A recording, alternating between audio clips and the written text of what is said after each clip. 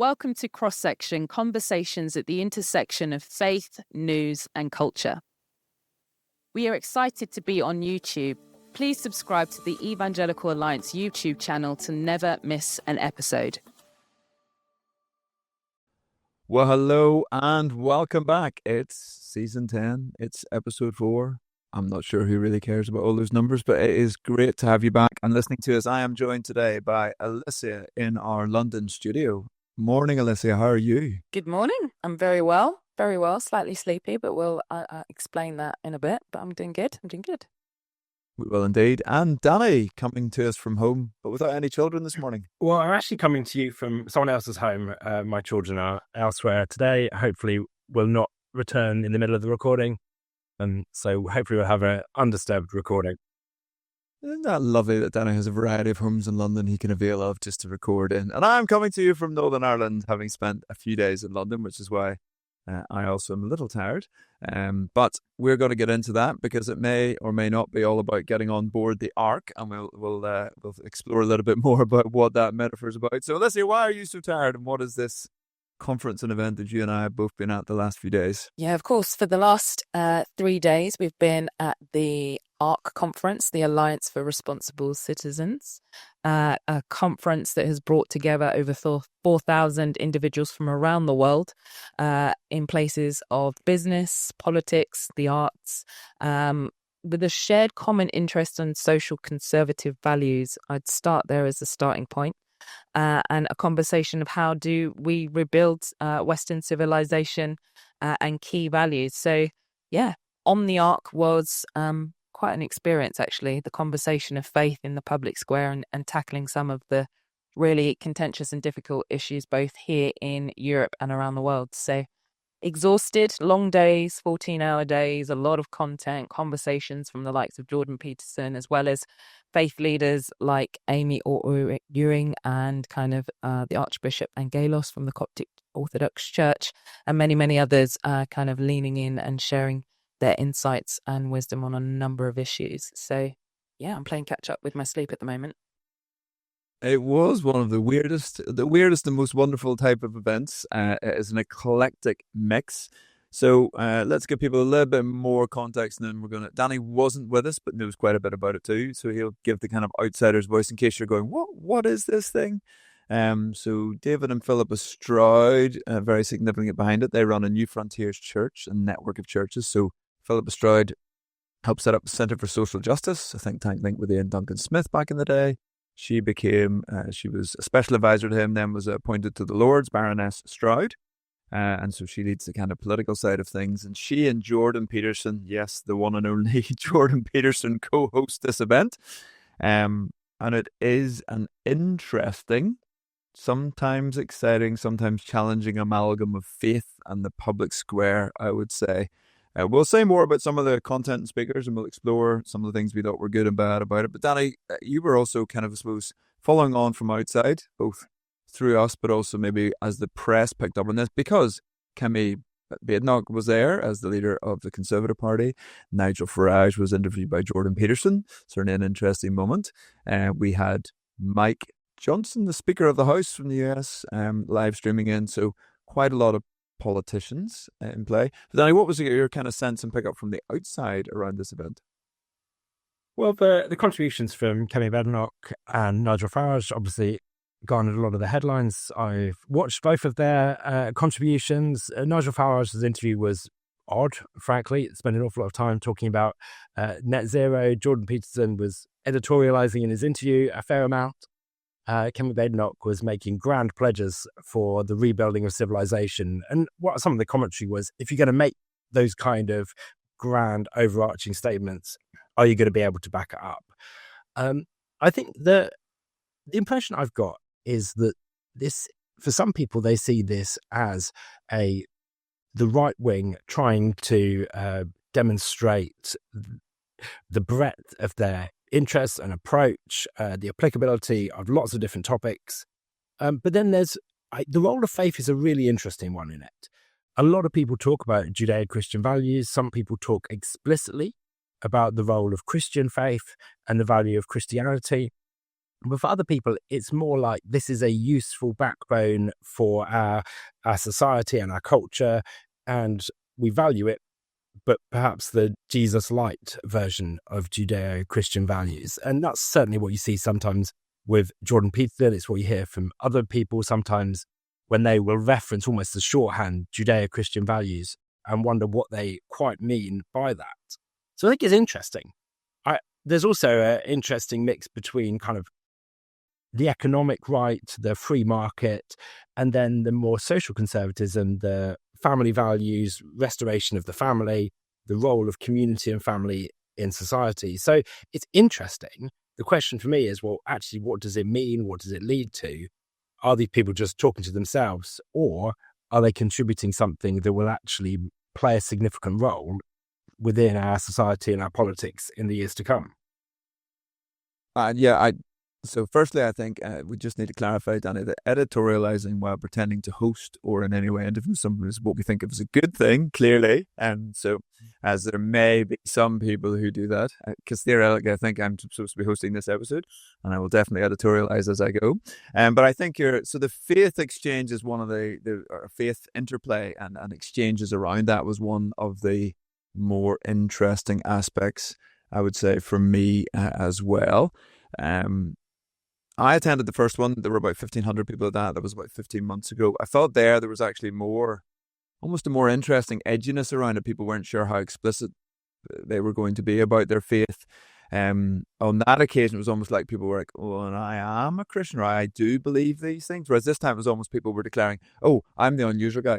I raised as a Jew, but I'm an atheist. I think it was Eric Weinstein was almost like expressly saying, by the way, I'm not fully on board with the Christian agenda here. So it was almost a little shift around it, although the interpretation and what the understanding of what that means was very broad. So Alicia, I'll come to you, and then I've got a few more comments I think to make, or a few, like maybe some highlights or some standouts from you or from it.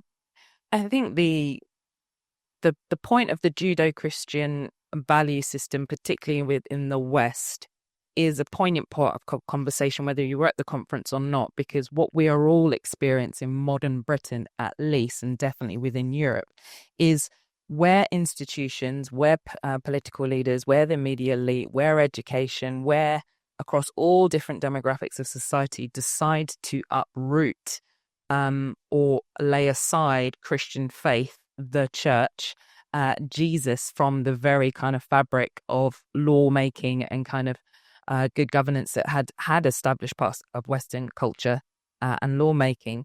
What's come in its place is this real desire for both either narcissism, hedonism, a sense of another political ideology to kind of fill that space. And what we currently are living with is a very fractured society. And so I think the one kind of positive that I took away from the conference, as I would as a Christian, is the importance of returning to those Judeo-Christian values and to be explicit that those foundations both bring communities together and establish a foundation for which you build upon. And if you uproot and tear, it's problematic.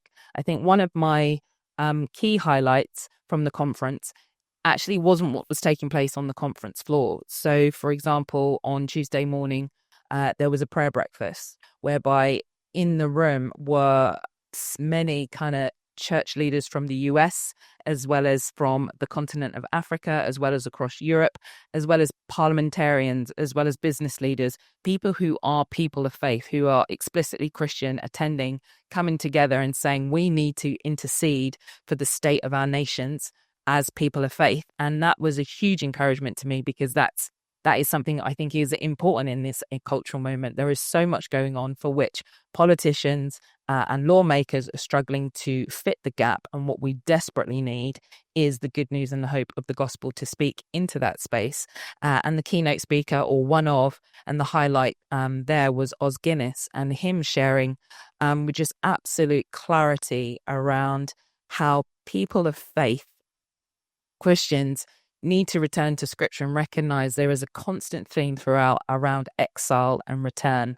Now, the version that you see on YouTube, if you do go to the Alliance of Responsible Citizens to look at all the content, he references for like 2 seconds that there was a good 15-minute address about the importance of us as Christians to realize actually that is a constant theme throughout both the Old Testament and the New, and where there is the challenge for Christians is to tear down idolatry, to not align too strongly with either the left or the right, but actually to seek first the kingdom of God and to do that wholeheartedly and with fervency and vigor, and to return with a kind of an undivided devotion to the lordship and kingship of Jesus. Now, you're not going to get that on the platform at ARC, given that there is a mixed audience where people are there of faith and of not, and actually there were other people who weren't there. And then the outside conversation was that there was also a very strong contingent from the continent of Africa, people from Uganda, people from Burundi, people from South Africa,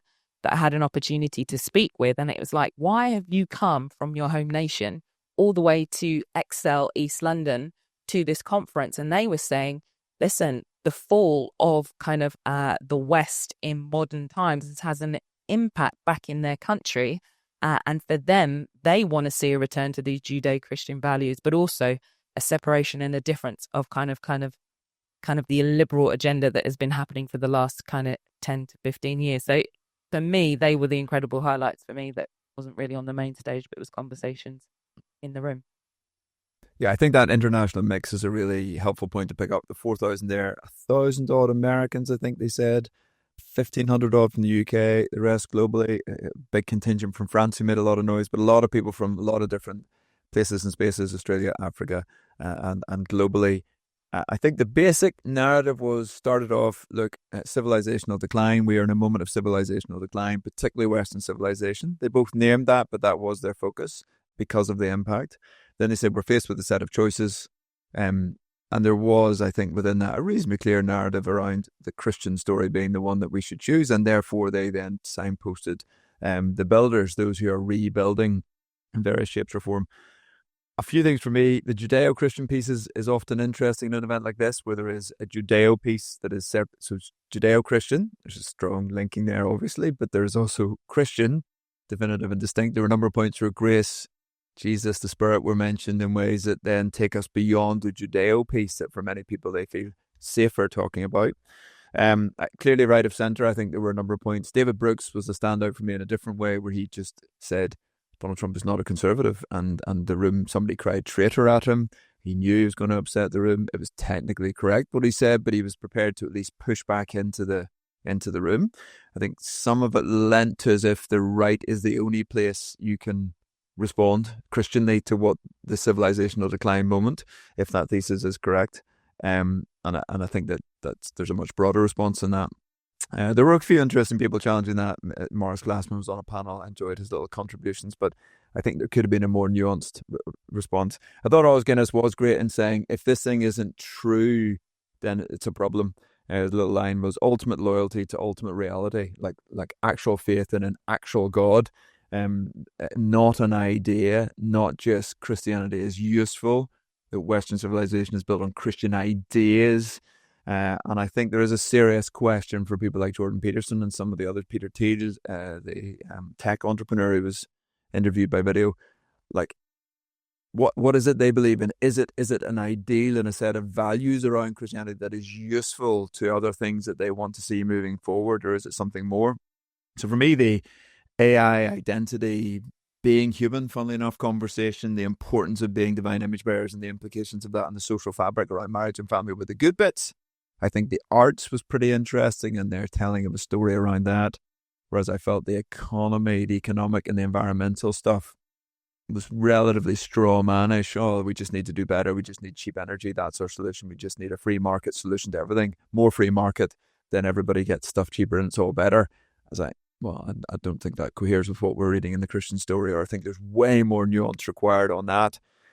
But as you say, fundamentally, I don't think this conference could have happened 5 years ago in this way, or had that many Christians publicly speaking about their faith, attending and engaging in the conversation. That's a shift. There's loads more work to be done, but I think it's fair to say excited, or at least interested it's been able to happen, and we're able to have these kind of conversations, an actual conversation about the need to have more children if we're going to sustain ourselves as a society, to have them within a married family unit, that is the best unit, to reduce and or eliminate abortion, to have that actually being talked about at an event in meaningful ways, I think was a positive, though there are many pieces I want to tweak about.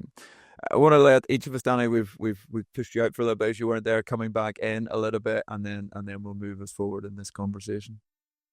I think I was intrigued by David Brooks' comments taking on Trump, saying this is the point where you're supposed to boo. I think he said at one point, knowing that he would be baiting the bear somewhat in that crowd. I think there is an interesting question about conservatism. Nigel Farage said that the Conservatives aren't conservative. I think people are kind of wrestling for labels and identity and not disputing what they mean by that in order to gain platform and prominence in that. So I think sometimes it can feel like a bit of a academic argument of who is really the most conservative or who is really the most able to respond to the challenges of our time. So I think that's the bit that can feel like an in-crowd talking to each other and actually, well, what impact will it have? Are you just squabbling over who has the right to lead these particular factions of political debate? But I think it is when you step beyond the room into some of the shifts that you've seen with Trump. We may come on to international relations and J.D. Vance's speech in Munich and how some of that is resetting some of the kind of global agendas and the shape of global politics. So I think some of these trends are really interesting because they're not just happening in the UK, they are happening across the world. And I think the power of the big political stories to change how we view what's happened. We talked about the Overton window before. It feels like that has been burst open in so many different places that things are being talked about that weren't being talked about before.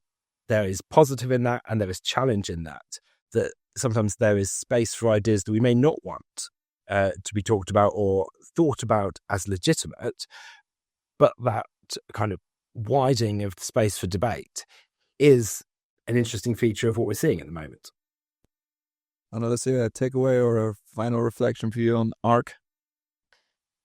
I think I've shared it already. I think probably the other caveat that I probably will add to it was a conversation that I had with a ministry leader from Germany. I won't reveal the organization just because he might not want to be publicly outed through our podcast that he attended. But he's a Christian leader in Germany, leading a ministry that does direct outreach to the Muslim community, really feeling an importance to share the good news of Jesus with those who are either seeking asylum and refuge. And I asked him, why are you at this conference?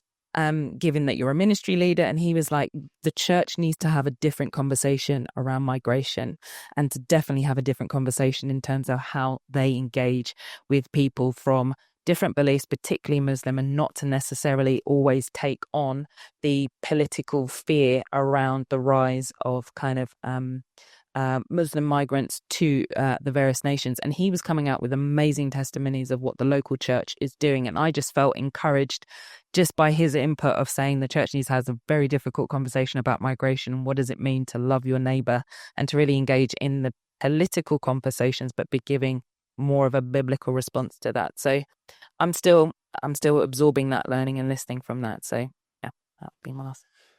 We'll put a couple of links in.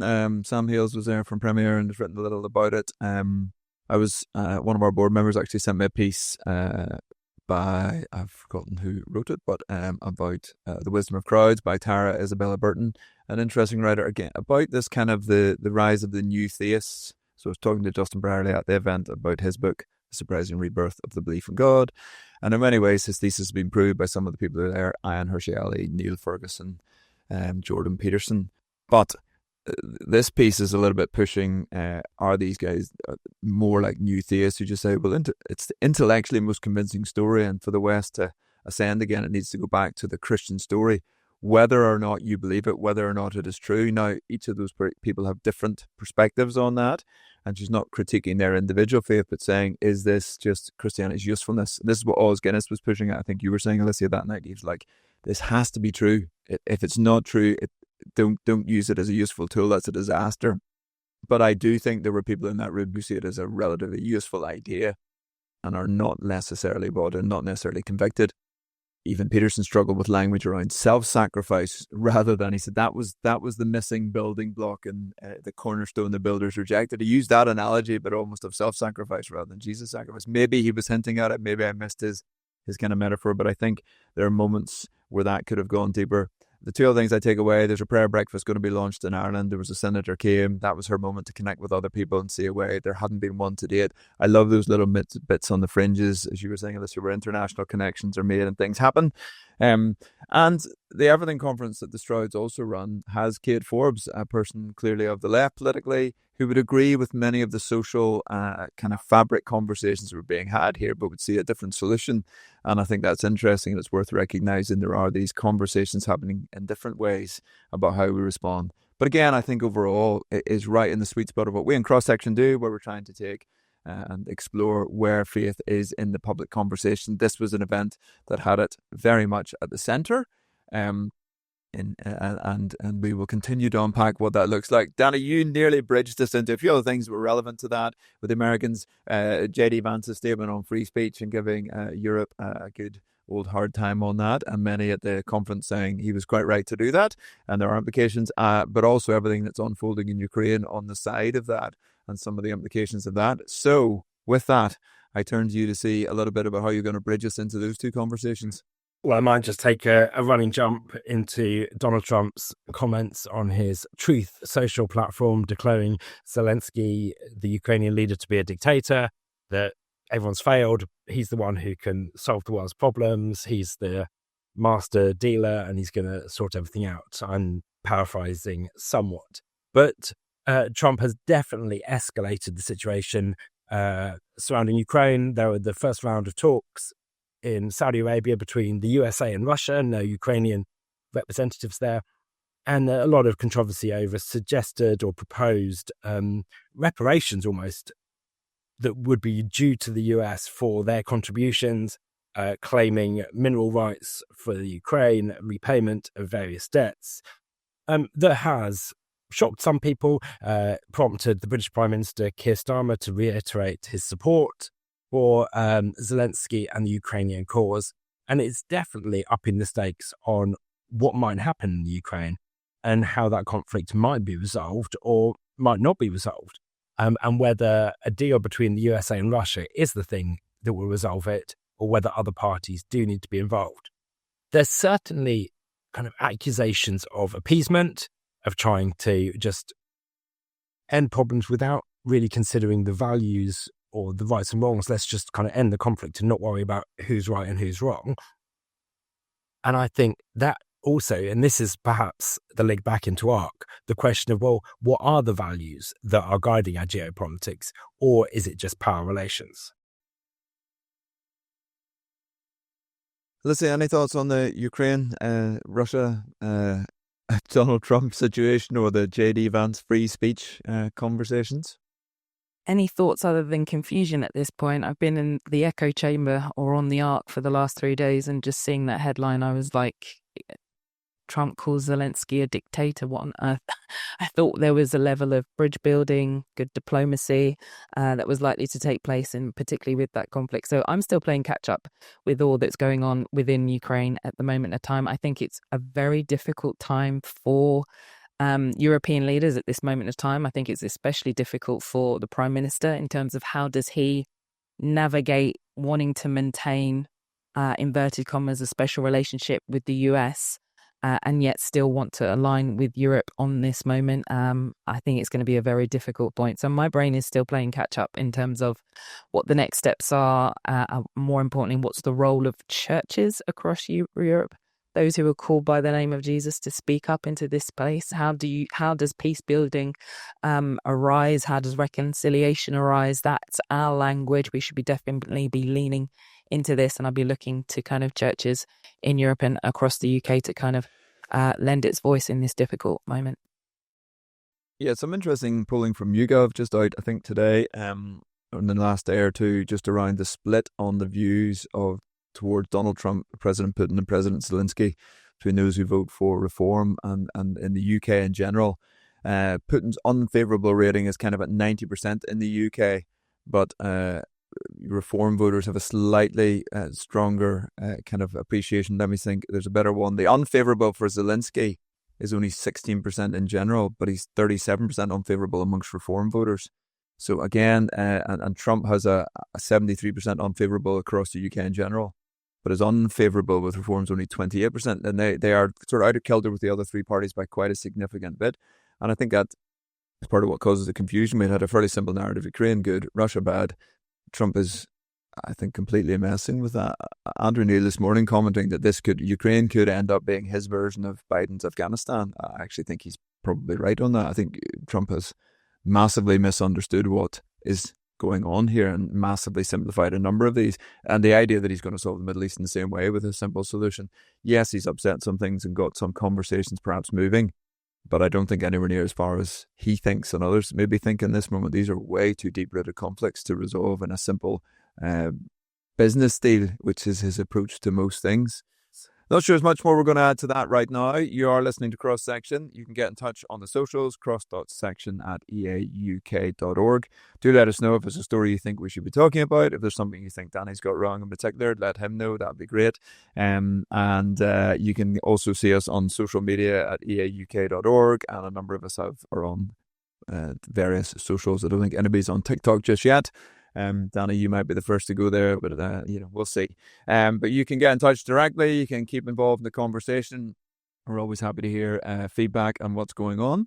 And with that, we're going to turn to our last little story, which has a link again, partly to ARC, only in the sense that again, ARC is rightly saying storytelling and the arts has an important role. We heard a little at the event from the guys who run Angel Studios and how they'd set that up. And again, it was a desire to engage in the cultural conversations and realizing the power of storytelling, as well as a number of other artists. But their heart was to say, like, if we are not capturing the imagination, we're not going to take people on the journey. Absolutely, we need to apply to the head. We need to give them rational information, but we need to capture imagination. And I suppose a couple of stories caught our varying attentions this week. Mine perhaps less, because I'm not an EastEnders fan, but Danny, you're obviously our EastEnders. You're always our cultural go-to in this. But anyway, Kisses and Colorism, how EastEnders tackles taboo, but also the Waterloo programme that had a trans storyline, but it slightly backfired in a sense, because I think it's the granny in this case misgendered her grandchild, but she had dementia, and it just seemed, it's how sometimes culture leads on these, and something like EastEnders did break many taboos and kind of pushed storylines forward, but also we're now much more aware of them doing that and sometimes playing us, we feel, and we're pushing back on that. So I'll kick off to you for our final couple of minutes, Danny. Well, I haven't watched EastEnders in a while. I'm definitely not up to date with the latest storylines, but there was a time when I watched it avidly, and certainly I remember a storyline when I was in my teens of two gay characters, and they were EastEnders. It wasn't actually this story; it was a previous story where EastEnders had been the first mainstream TV program to show a gay kiss like on television, and I think EastEnders have often seen themselves as tackling big social issues.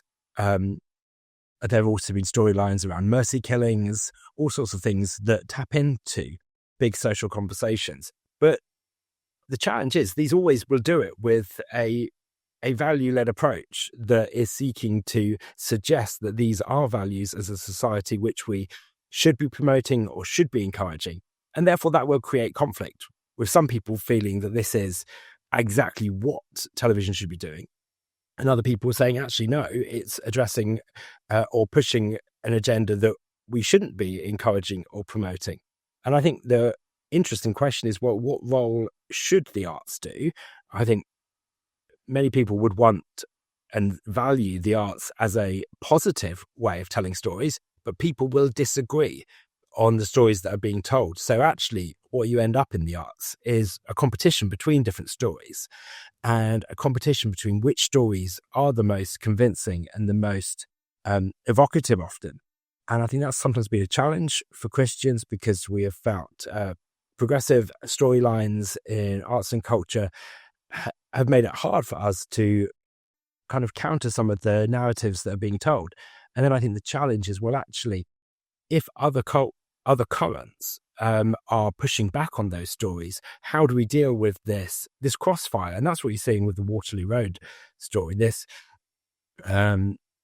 teenager who is identifying as another gender, their grandmother who had dementia misnamed them, misgendered them. Actually, well, was that just dementia or was it not? Had the BBC gone too far? And you almost see the weakness of the arts to kind of arbitrate when there is a clash of storylines. When it's running kind of in the flow of culture, the arts can be a really powerful storyteller. But when there's a conflict and when there's that division, actually it's a bit weak. It doesn't have the ability to mediate between different ideas. Alicia, big EastEnders fan? I haven't watched it for decades. I was when I was growing up in my teens, and then swiftly outgrew EastEnders. But I think as a principle, just something about my own learning and my own reflection, I learn a lot about both history, culture, different periods of time through the arts, through film watching, through documentary series. They're my first go-to. And then I go back and probably are likely to then go read and learn and study different sources of materials. So I definitely think there is something beautiful about the arts and communicating what's going on in society at the time. I guess a challenge for Christians, and particularly Christian parents, is that kind of filtering of what's appropriate for their children, given that whilst we might have the watershed, nothing after 9 o'clock, there is still a lot of content that is directed at children and young people before that time that is communicating sometimes a different value about identity, self, purpose, that would go against both parental wishes, but also Christian values. So I guess the continued learning is both for parents. How do you engage and support your children's both educational learning as well as their kind of social development, but how maybe there are an emerging generation of artists. How can you both take your faith and present through the medium art, be it videography, film, music, kind of the gospel, the good story, to a culture that is so desperately in need of a different narrative that isn't over-sexualized or degrading? Yes, and as you look at Lewis and Tolkien, the very obvious examples, but in the last 70, 80 odd years in the UK, their impact and their significance is absolutely incredible. The number of people who have read or heard read or watched something that they produced, both of whom explicitly in very different ways tell fundamental retelling of the Christian story in their various ways. I mean, it was fascinating again to Sabine Howard, I think was the name of the artist who'd made this 50 feet or 50 meter long bronze sculpture that was going into a park in the US around war, but again, themes of sacrifice and themes of hope and rebirth within that. The conference ended with two talks. One I thought was a glorious spoken word piece from Joshua Luke Smith, a worship leader, a spoken word artist, who riffed off Jeremiah and Babylon and replanting the fields, replanting our vineyards and replanting and marrying and have kids and bedding down and rooting in the place in which we find ourselves in exile beautifully. And Jordan Peterson came after and talked about Noah and Moses and Abraham. I'm not quite sure that in my view he landed exactly what he was trying to say in that, but they were both riffing off the biblical metaphors. But I think Joshua Luke Smith had a standing ovation, unknown largely to the room. Same thing happened last time. And I think if you have a chance to review that video or anything that he does, phenomenal in the way he engages. In fact, he had a brilliant interview with Simon Gilbo on his Inspired podcast with Joshua Luke Smith. His own story as a missionary kid and some phenomenal angelic moments in Afghanistan and the Khyber Pass through to his work now. And again, I think where the arts leads us in those moments and where it can take us and re-enchanting our world in these moments. But I also, I think their name is Lila Micklethwaite is the lady. First time I'd seen somebody on a stage like that, in a room like that. She has almost single-handedly, I think, really challenged Pornhub, the biggest supplier of pornography globally, and helped get Visa and MasterCard and others to cancel their ability to take payment. They have seen a massive downscaling of that. Not an eradication yet by any stretch, but they have put them under such legal pressure, and she has led a fight. And she stood on the main stage with so many politicians and people of various types, and for one of the first times that I'm certainly aware, just named porn as a huge problem and how it shapes minds and culture and just called it out and got applauded and got innovation. And I certainly personally went and thanked her for what she was doing. Phenomenal just again to see that. And that is rare in my mind in any kind of political environment to see that because of the shaping impact. Anyway, I'm on to sermonizing if I'm not careful. I do think an incredible moment just to reflect on some of what happened in this week. We have lots more thoughts, no doubt, on ARC, but that's probably what we'll share now in this moment. I think the takeaway will be that Joshua Luke-Smith spoken word piece, thinking about the gardens that we need to replant. What does it look like to be the rebuilders in this moment? Regardless of what we think exactly of the decline and where we are in that, there are massive, massive challenges. And what we get to do in this moment is be part of that creative minority that gets to chart and articulate a different way. And as we watch people like Peterson and others maybe doing discipleship in some ways in real time, in ways which make me uncomfortable in moments, and I'm like, oh, what are you doing? The reality is they're having some level of encounter. Maybe not Damascus Road, maybe Road to Emmaus, where there's a slow, gentle movement across, and then they break bread, and then they gather together, and then they say, oh, was not my heart strangely warmed on the road back then, but I didn't fully get it all. And we watch people on a journey, and that's slightly nervy from the side, but it is wonderful to see people, this new openness and the space to encounter and to talk. And what I would encourage us as listeners to do is there is a space to talk about our faith in fresh ways that I don't think was there even a few years ago.